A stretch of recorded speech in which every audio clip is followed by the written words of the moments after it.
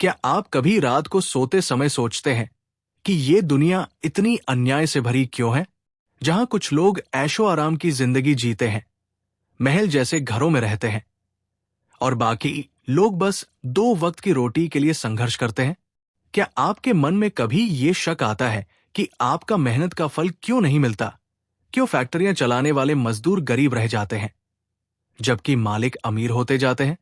ये सवाल सिर्फ आपके मन में नहीं है, बल्कि सदियों से इंसानियत के दिल में गूंजते रहे हैं।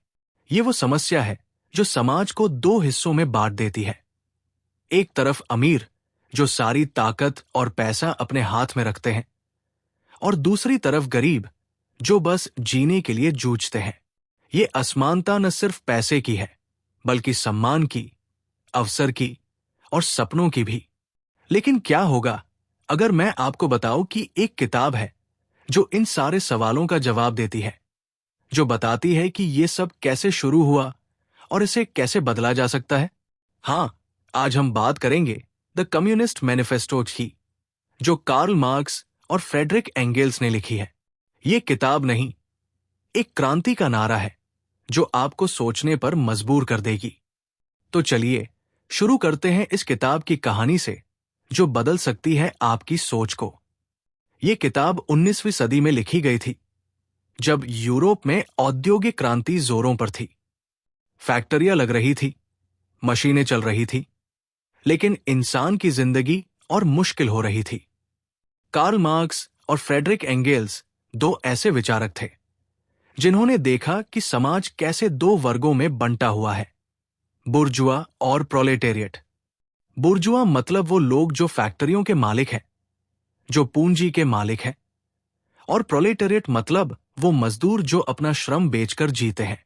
किताब की शुरुआत ही एक भूत की कहानी से होती है जो पूरे यूरोप को डराता है, कम्युनिज्म का भूत। पुराने यूरोप के राजा रानी, पादरी और अमीर लोग सब मिलकर इस भूत को भगाने की कोशिश कर रहे हैं, लेकिन वो फैलता जा रहा है। मार्क्स और एंगेल्स कहते हैं कि अब समय आ गया है कि कम्युनिस्ट अपनी बात खुलकर कहें, अपनी मैनिफेस्टो जारी करें। सोचिए, उस समय की दुनिया कैसी थी। लोग गांवों से शहरों की ओर भाग रहे थे, उम्मीद में कि वहां बेहतर जिंदगी मिलेगी। लेकिन शहरों में फैक्ट्रियां थी, जहां दिन रात काम करना पड़ता था। बच्चे भी काम पर लगे रहते थे, उनकी छोटी छोटी उंगलियां मशीनों में फंस जाती, लेकिन कोई फिक्र नहीं करता था। अमीर लोग अपने महलों में बैठकर चाय पीते और मजदूर बाहर ठंड में कांपते। ये दृश्य मार्क्स ने अपनी आंखों से देखा था और उनके दिल में एक आग लग गई थी। उन्होंने सोचा कि यह व्यवस्था गलत है, इसे बदलना होगा। एंगेल्स, जो खुद एक अमीर परिवार से थे, लेकिन मजदूरों की हालत देखकर दुखी हो गए थे, दोनों ने मिलकर यह मैनिफेस्टो लिखा, जो एक छोटी किताब है, लेकिन उसके विचार दुनिया बदलने की ताकत रखते हैं। अब चलिए किताब के पहले हिस्से की बात करते हैं, जो बुर्जुआ और प्रोलेटेरिएट पर है। किताब कहती है कि इतिहास की सारी कहानी वर्ग संघर्ष की कहानी है। पहले गुलाम और उनके मालिक थे, फिर सामंती प्रभु और किसान, और अब बुर्जुआ और मजदूर। ये संघर्ष कभी रुकता नहीं, बल्कि समाज को आगे ले जाता है। बुर्जुआ वर्ग ने दुनिया को बहुत बदल दिया है। उन्होंने सामंती व्यवस्था को तोड़ा, जहां राजा और जमींदार सब कुछ नियंत्रित करते थे। बुर्जुआ ने बाजार को फैलाया, नई नई खोजें की, जैसे भाप की मशीन, रेलगाड़ी और जहाज। इनसे व्यापार बढ़ा, दुनिया छोटी हो गई। लेकिन इसी बदलाव में उन्होंने अपना कब्र खुद खोदा है, क्योंकि बुर्जुआ जितना अमीर होता जाता है, उतना ही मजदूर गरीब होता जाता है। फैक्ट्रियों में मजदूर दिन रात काम करते हैं, लेकिन पैसा मालिक की जेब में जाता है। बच्चे, औरतें, सबको काम पर लगाया जाता है, लेकिन मजदूरी इतनी कम कि बस जीना मुश्किल। मार्क्स कहते हैं कि बुर्जुआ ने परिवार को भी तोड़ दिया, प्यार को पैसे में बदल दिया। पहले परिवार एक साथ रहते थे, लेकिन अब मजदूर परिवार बिखर जाते हैं, क्योंकि सबको काम करना पड़ता है। बच्चे माँ बाप से दूर, फैक्ट्रियों में, औरतें घर संभालने के बजाय मशीनों पर। ये सब देखकर दिल दुखता है। लेकिन मजदूर अब जाग रहे हैं। वे यूनियन बना रहे हैं, हड़ताल कर रहे हैं। बुर्जुआ उन्हें दबाने की कोशिश करता है, पुलिस बुलाता है, कानून बनाता है। लेकिन अंत में मजदूर ही जीतेंगे, क्योंकि वे बहुमत है।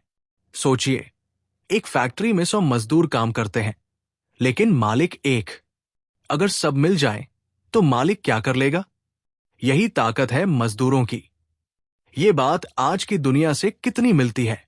हमारे यहां गांवों में किसान अभी भी कर्ज में डूबे रहते हैं। वे दिन रात खेतों में मेहनत करते हैं, लेकिन फसल का सही दाम नहीं मिलता। बड़े व्यापारी और कंपनियां सब कुछ नियंत्रित करती है। शहरों में मजदूर फैक्ट्रियों में पिसते हैं, ओवरटाइम करते हैं, लेकिन सैलरी कम। अमीर लोग और अमीर होते जाते हैं। उनके बच्चे अच्छे स्कूलों में पढ़ते हैं, जबकि मजदूर के बच्चे सड़कों पर खेलते हैं। मार्क्स की ये बातें जैसे आज के लिए लिखी गई हों। बुर्जुआ वर्ग ने दुनिया को जोड़ा है, व्यापार फैलाया है, लेकिन इसी में संकट पैदा किया है। जब बाजार ज्यादा माल से भर जाता है तो संकट आता है, फैक्ट्रियां बंद होती है, मजदूर बेरोजगार हो जाते हैं। बुर्जुआ इसे रोकने के लिए नई बाजार तलाशता है, जैसे अफ्रीका या एशिया में, लेकिन समस्या हल नहीं होती। अंत में मजदूर क्रांति करेंगे, बुर्जुआ व्यवस्था को उखाड़ फेंकेंगे। कल्पना कीजिए उस दिन की, जब मजदूर सड़कों पर उतर आएंगे, नारे लगाएंगे और सत्ता अपने हाथ में ले लेंगे। कोई अमीर गरीब नहीं रहेगा, सब बराबर होंगे। लेकिन ये आसान नहीं, संघर्ष करना पड़ेगा। मार्क्स कहते हैं कि बुर्जुआ ने मजदूरों को हथियार दिया है, संगठन। पहले मजदूर बिखरे थे, अब फैक्ट्रियों में साथ है, अपनी समस्या साझा करते हैं। वे देखते हैं कि उनका दर्द एक है, तो वे लड़ते हैं, पहले छोटे स्तर पर, फिर बड़े। हड़तालें होती हैं, कभी जीतती है, कभी हारती है, लेकिन हर बार मजदूर मजबूत होते जाते हैं। बुर्जुआ डरता है, इसलिए वो मजदूरों को बांटने की कोशिश करता है। एक को दूसरे से लड़ाता है, जाति के नाम पर, धर्म के नाम पर। लेकिन सच्चा मजदूर समझ जाता है कि दुश्मन एक है। अब किताब के दूसरे हिस्से की ओर चलते हैं, जो प्रोलेटेरिएट और कम्युनिस्टों के रिश्ते पर है। कम्युनिस्ट मजदूरों के लिए ही काम करते हैं। वे कोई अलग वर्ग नहीं है, बल्कि मजदूर वर्ग के सबसे जागरूक हिस्से हैं। वे मजदूरों को एकजुट होने के लिए कहते हैं। कम्युनिस्टों का लक्ष्य है कि संपत्ति को खत्म करना, लेकिन निजी संपत्ति नहीं, बल्कि वो संपत्ति जो दूसरों का शोषण करती है, जैसे फैक्ट्रियां, जमीन जो मालिकों के हाथ में है और जिनसे वे मजदूरों से काम करवाकर मुनाफा कमाते हैं। कम्युनिस्ट कहते हैं कि मजदूरी व्यवस्था को खत्म करो, जहां मजदूर अपना श्रम बेचता है और मालिक उसे कम पैसा देता है। इसके बजाय सब मिलकर काम करें, सबको जरूरत के मुताबिक मिले। वे परिवार, राष्ट्र, धर्म पर भी बात करते हैं।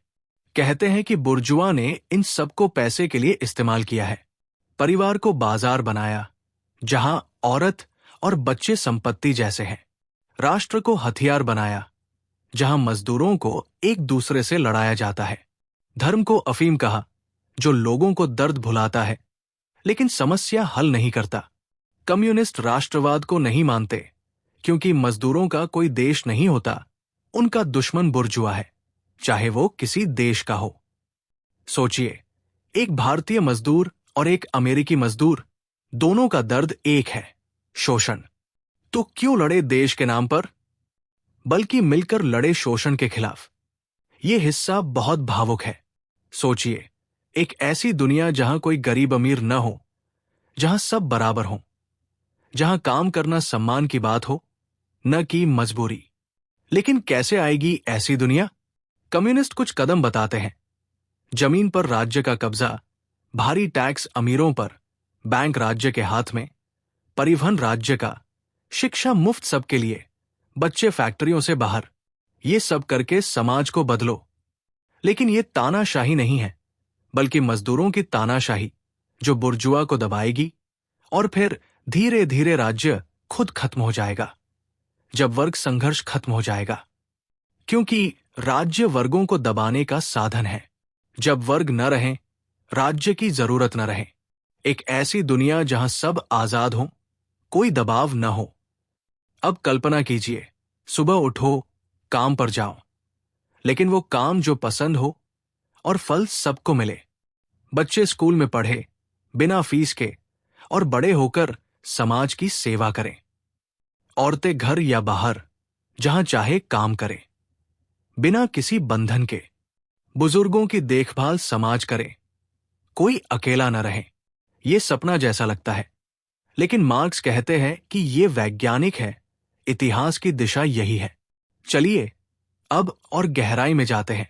कम्युनिस्टों पर लोग कई आरोप लगाते हैं, कहते हैं कि वे परिवार तोड़ना चाहते हैं, लेकिन मार्क्स जवाब देते हैं कि बुर्जुआ ने ही परिवार तोड़ा है। अमीर परिवार में औरत संपत्ति है, विरासत के लिए। गरीब परिवार में औरत मजदूर है, घर और फैक्ट्री दोनों संभालती है। कम्युनिज्म में परिवार प्यार पर आधारित होगा, समाज बच्चे पालेगा ताकि माँ बाप बिना चिंता के काम कर सकें। संपत्ति पर लोग कहते हैं कि कम्युनिस्ट सब छीन लेंगे, लेकिन नहीं, वे निजी चीजें नहीं छीनते, जैसे कपड़े या घर की छोटी चीजें। वे छीनते हैं उत्पादन के साधन, जैसे फैक्ट्री जो शोषण करती है। अगर फैक्ट्री सबकी हो तो मुनाफा सबका हो, मजदूर काम करे और फल उसी को मिले। अब शिक्षा की बात। बुर्जुआ शिक्षा अमीरों के लिए है, गरीबों को बस इतना पढ़ाते हैं कि मशीन चला सके। कम्युनिज्म में शिक्षा मुफ्त, सबके लिए और काम के साथ जुड़ी। बच्चे पढ़ाई के साथ काम सीखें, लेकिन खेलकूद भी करें। कोई बच्चा फैक्ट्री में न पिसे। राष्ट्र की बात पर कम्युनिस्ट कहते हैं कि राष्ट्र बुर्जुआ का हथियार है, युद्ध करवाता है, मजदूरों को मारता है, लेकिन फायदा अमीरों को। कम्युनिज्म में राष्ट्र की सीमाएं मिट जाएंगी, दुनिया एक हो जाएगी। कोई युद्ध नहीं, शांति। अब व्यावहारिक कदमों की बात। पहले मजदूर सत्ता लें, फिर जमीन राज्य की हो, कोई निजी जमींदार न रहे, किसान मिलकर काम करें। बैंक राज्य के, ताकि पैसा अमीरों की जेब में न जाए। परिवहन जैसे रेल, बस राज्य का, सस्ता और सबके लिए। फैक्ट्रियां राज्य की, मजदूर चलाएं। शिक्षा मुफ्त, बच्चे सुरक्षित। शहर और गांव का अंतर मिटाओ, सब जगह विकास। भारी टैक्स अमीरों पर, ताकि असमानता कम हो। ये कदम धीरे धीरे लिए जाएं, लेकिन दृढ़ता से। ये सुनकर मन में उम्मीद जगती है। क्या ऐसी दुनिया संभव है? मार्क्स कहते हैं हां, क्योंकि लोग बदलाव ला सकते हैं। अब किताब के तीसरे हिस्से पर, जो अलग अलग सोशलिस्ट और कम्युनिस्ट विचारों पर चर्चा करती है। कुछ रिएक्शनरी सोशलिस्ट हैं, जो पुराने समय में वापस जाना चाहते हैं, जैसे सामंती लोग जो बुर्जुआ से नफरत करते हैं, लेकिन मजदूरों की मदद नहीं करते। वे कहते हैं कि मशीनें बुरी हैं, पुरानी व्यवस्था लाओ। लेकिन मार्क्स कहते हैं कि मशीनें अच्छी हैं, समस्या मालिक है। कुछ बुर्जुआ सोशलिस्ट जो व्यवस्था को थोड़ा सुधारना चाहते हैं, जैसे चैरिटी करना लेकिन शोषण जारी रखना। वे कहते हैं कि थोड़ा दान दो, मजदूर खुश रहेंगे, लेकिन असल समस्या हल नहीं होती। कुछ क्रिटिकल यूटोपियन सोशलिस्ट जो सपनों की दुनिया बनाते हैं, जैसे छोटे छोटे कम्यून जहां सब मिलकर रहें, लेकिन वे संघर्ष नहीं करते, बस सपने देखते हैं। मार्क्स और एंगेल्स कहते हैं कि असली कम्युनिज्म वो है जो वैज्ञानिक है, जो इतिहास को समझता है और क्रांति पर भरोसा करता है। बिना लड़ाई के बदलाव नहीं आता। सोचिए, इन विचारों की कितनी किस्में हैं। रिएक्शनरी जैसे वो जो कहते हैं कि पूंजीवाद से पहले का समय अच्छा था, लेकिन वो समय भी शोषण से भरा था। बुर्जुआ सोशलिस्ट जैसे वो जो कहते हैं कि थोड़े कानून बना दो, न्यूनतम मजदूरी दे दो, बस, लेकिन मुनाफा अभी भी अमीरों का। यूटोपियन जैसे ओवेन या फूरियर जो अच्छे लोग थे, लेकिन उनकी योजना छोटे स्तर की थी, पूरी दुनिया नहीं बदलती। असली कम्युनिज्म मजदूरों की क्रांति है, वैज्ञानिक तरीके से। अब और उदाहरण ले। मान लीजिए एक छोटा सा गांव जहां लोग मिलकर रहते हैं, जैसा यूटोपियन कहते हैं। लेकिन बाहर बुर्जुआ है जो बाजार नियंत्रित करता है। वो गांव टिक नहीं पाएगा। इसलिए बड़ी क्रांति जरूरी। मार्क्स कहते हैं कि सोशलिज्म की ये किस्में अच्छी हैं, लेकिन अपूर्ण। असली रास्ता वर्ग संघर्ष है। चौथे हिस्से में किताब कम्युनिस्टों की स्थिति पर बात करती है। वे अलग अलग देशों में अलग अलग पार्टियों के साथ काम करते हैं, लेकिन उनका लक्ष्य एक है, मजदूरों की क्रांति। जर्मनी में वे बुर्जुआ के साथ मिलकर सामंती व्यवस्था हटाते हैं, फिर बुर्जुआ से लड़ते हैं। फ्रांस में मजदूरों के साथ, अमेरिका में कृषि सुधारकों के साथ, इंग्लैंड में चार्टिस्ट आंदोलन के साथ। सब जगह वे मजदूरों को समर्थन देते हैं। किताब खत्म होती है उस मशहूर नारे से, दुनिया के मजदूरों एक हो जाओ। तुम्हारे पास खोने को कुछ नहीं है सिवाय अपनी जंजीरों के। ये नारा सुनकर रोंगटे खड़े हो जाते हैं। सोचिए, दुनिया भर के मजदूर अगर मिल जाएं, तो क्या नहीं कर सकते। कोई युद्ध नहीं, कोई भूखमरी नहीं। अब इस किताब की कहानी को और गहराई से समझते हैं। चलिए बुर्जुआ वर्ग की शुरुआत से शुरू करते हैं। बुर्जुआ पहले छोटे व्यापारी थे। मध्य युग में वे शहरों में रहते थे, गिल्ड बनाते थे, व्यापार करते थे। धीरे धीरे उन्होंने सामंती प्रभुओं को चुनौती दी। अमेरिका की खोज, नए बाजार ने उन्हें ताकत दी। उन्होंने राजाओं से लड़ाई लड़ी, अपनी सत्ता बनाई। लेकिन इसी में उन्होंने मजदूर वर्ग पैदा किया। मजदूर जो पहले किसान थे, अब शहरों में आकर फैक्ट्रियों में काम करने लगे। मशीनों ने काम आसान किया, लेकिन इंसान को मशीन बना दिया। एक मजदूर की जिंदगी कैसी होती है? सुबह उठो, फैक्ट्री जाओ, शाम तक काम करो, घर आओ, थक कर सो जाओ। कोई छुट्टी नहीं, कोई सुरक्षा नहीं। अगर बीमार हो जाओ तो बाहर। बच्चे भी काम करते, उनकी छोटी उंगलियां मशीनों में फंस जाती। औरतें भी घर संभालते हुए काम पर। लेकिन पैसा? बस इतना कि अगला दिन निकल जाए। एक कहानी याद आती है, एक मजदूर की जो फैक्ट्री में काम करता था। एक दिन मशीन में उसका हाथ फंस गया, कट गया। लेकिन मालिक ने कहा, जाओ घर, कोई मुआवजा नहीं। परिवार भूखा मरता रहा। यह है पूंजीवाद की सच्चाई। बुर्जुआ इसे बाजार की आजादी कहता है। कहता है कि हर कोई मेहनत से अमीर बन सकता है। लेकिन असल में अमीर और अमीर होता जाता है क्योंकि उसके पास पूंजी है। पूंजी से मशीनें खरीदो, मजदूरों से काम करवाओ, मुनाफा कमाओ और पूंजी बढ़ाओ। मजदूर के पास क्या है? सिर्फ अपना श्रम। वो उसे बेचता है, लेकिन बाजार में श्रम की कीमत गिरती जाती है क्योंकि मजदूर ज्यादा है। ये चक्र है जो शोषण बढ़ाता है। मार्क्स कहते हैं कि बुर्जुआ ने संस्कृति को भी बदल दिया। पुरानी परंपराएं तोड़ी, धर्म को बाजार बनाया। सब कुछ बिकाऊ। लेकिन इसी में बुर्जुआ अपना अंत तैयार कर रहा है, क्योंकि मजदूर अब संगठित हो रहे हैं। पहले वे मशीनों को तोड़ते थे क्योंकि मशीनें उनकी नौकरी छीनती थी। लेकिन अब वे समझ गए कि दुश्मन मशीन नहीं, मालिक है। वे यूनियन बनाते हैं, राजनीतिक पार्टियां बनाते हैं। बुर्जुआ उन्हें बांटने की कोशिश करता है। एक मजदूर को दूसरे से लड़ाता है, लेकिन अंत में असफल होता है। हमारे देश में भी देखिए, मजदूर यूनियन कितने आंदोलन करते हैं, कभी सैलरी के लिए, कभी अधिकारों के लिए। वे जीतते हैं क्योंकि उनकी ताकत एकता है। अब प्रोलेटेरिएट की क्रांति की बात। ये कोई छोटी बात नहीं, ये पूरी व्यवस्था बदल देगी। मजदूर सत्ता लेंगे, उत्पादन के साधनों पर कब्जा करेंगे। कोई निजी संपत्ति नहीं रहेगी जो शोषण करे। सब मिलकर काम करेंगे, सबको जरूरत के मुताबिक मिलेगा। ये सपना जैसा लगता है, लेकिन मार्क्स कहते हैं कि इतिहास इसी ओर जा रहा है। पहले गुलामी थी, फिर सामंतवाद, अब पूंजीवाद, अगला कदम कम्युनिज्म। लेकिन रास्ता मुश्किल है। बुर्जुआ आसानी से सत्ता नहीं छोड़ेगा। वो सेना, पुलिस, मीडिया सब इस्तेमाल करेगा। लेकिन मजदूर की ताकत संख्या है, और जागरूकता। कम्युनिस्ट उन्हें जागरूक करते हैं। दूसरे हिस्से में और गहराई। कम्युनिस्टों पर आरोपों का जवाब।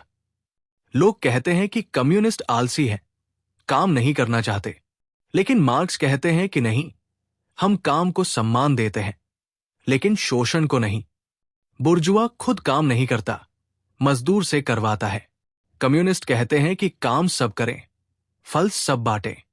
परिवार पर बुर्जुआ ने परिवार को पैसे का गुलाम बनाया। अमीर परिवार में औरत विरासत की चीज, गरीब में मजदूर। कम्युनिज्म में परिवार आजाद होगा, प्यार पर आधारित। बच्चे समाज के होंगे, सबकी जिम्मेदारी। कोई बच्चा भूखा न सोए। राष्ट्र पर कम्युनिस्ट कहते हैं कि राष्ट्र बुर्जुआ का है, मजदूरों का राष्ट्र नहीं। जब मजदूर सत्ता लेंगे, राष्ट्रवाद खत्म हो जाएगा। साहित्य, शिक्षा सब बदल जाएंगे। शिक्षा बुर्जुआ की नहीं, सबकी होगी। बच्चे विज्ञान सीखें, इतिहास समझें और समाज सेवा करें। व्यावहारिक कार्यक्रम की और बात। जमीन पर राज्य कब्जा, ताकि कोई जमींदार न शोषण करे। किसान कोलखोज जैसे मिलकर काम करें। भारी उत्तराधिकार टैक्स, ताकि अमीरी पीढ़ी दर पीढ़ी न चले। क्रेडिट राज्य के हाथ, बैंक सबके लिए। परिवहन राज्य का, सस्ता यात्रा। फैक्ट्रियां राज्य की, मजदूर समिति चलाए। कृषि और उद्योग का संयोजन, ताकि गांव शहर जैसे हों। मुफ्त शिक्षा, बच्चे काम से बाहर। शहर गांव का अंतर खत्म, सब जगह सुविधा। प्रगतिशील टैक्स, अमीर ज्यादा दे। ये कदम मजदूर राज्य में लिए जाएंगे। पहले थोड़ी सख्ती, लेकिन बाद में आजादी। ये विचार कितना सुंदर है, लेकिन कितना मुश्किल भी। सोचिए, अगर हम आज ये लागू करें तो क्या होगा? लोग डरते हैं कि इससे अराजकता फैलेगी, लेकिन मार्क्स कहते हैं कि नहीं, ये वैज्ञानिक है। इतिहास दिखाता है कि समाज बदलता है। गुलामी से सामंतवाद, सामंतवाद से पूंजीवाद और अब पूंजीवाद से कम्युनिज्म। हर बदलाव में संघर्ष हुआ, लेकिन बेहतर हुआ। तीसरे हिस्से में सोशलिज्म की आलोचना और गहराई। रिएक्शनरी सोशलिज्म, सामंती जो पुराने समय चाहते हैं। छोटे बुर्जुआ जो छोटे व्यापारी हैं, बड़े बुर्जुआ से डरते हैं। जर्मन सोशलिज्म जो दार्शनिक है, लेकिन असल नहीं। ये सब पुराने समय चाहते हैं। कंजर्वेटिव सोशलिज्म सुधार चाहते हैं, लेकिन व्यवस्था रखें, जैसे प्रशासनिक सुधार, चैरिटी। लेकिन शोषण जारी। क्रिटिकल यूटोपियन, अच्छे विचार, लेकिन कोई संघर्ष नहीं। वे कहते हैं कि अमीर खुद बदले, लेकिन ऐसा होता नहीं। ओवेन ने फैक्ट्री में सुधार किए, लेकिन पूरी दुनिया नहीं बदली। फूरियर ने कम्यून की योजना बनाई, लेकिन लागू नहीं हुई। मार्क्स कहते हैं कि ये अच्छे हैं, लेकिन अब समय आगे बढ़ गया है। अब वैज्ञानिक सोशलिज्म की जरूरत है। चौथे हिस्से में कम्युनिस्टों का स्टैंड और विस्तार। वे हर जगह क्रांति समर्थन करते हैं। पोलैंड में राष्ट्रवादी, लेकिन मजदूरों के साथ। स्विट्जरलैंड में रेडिकल्स के साथ। इंग्लैंड में चार्टिस्ट्स जो वोटिंग अधिकार मांगते थे। अमेरिका में एग्रीरियन रिफॉर्मर्स जो जमीन बांटना चाहते थे। जर्मनी में बुर्जुआ के साथ सामंती के खिलाफ, फिर बुर्जुआ के खिलाफ। फ्रांस में सोशलिस्टों के साथ। सब जगह लक्ष्य मजदूर क्रांति। वे डेमोक्रेटिक पार्टियों के साथ काम करते हैं, लेकिन अपना लक्ष्य नहीं भूलते। बुर्जुआ डेमोक्रेसी में मजदूरों को धोखा मिलता है, इसलिए असली क्रांति जरूरी। और अंत में वो नारा, दुनिया के मजदूरों एक हो जाओ। तुम्हारे पास जंजीरें हैं, उन्हें तोड़ो, दुनिया जीतो। ये किताब न सिर्फ विचार है, बल्कि भावना है। ये बताती है कि इंसानियत कैसे जी सकती है बिना शोषण के।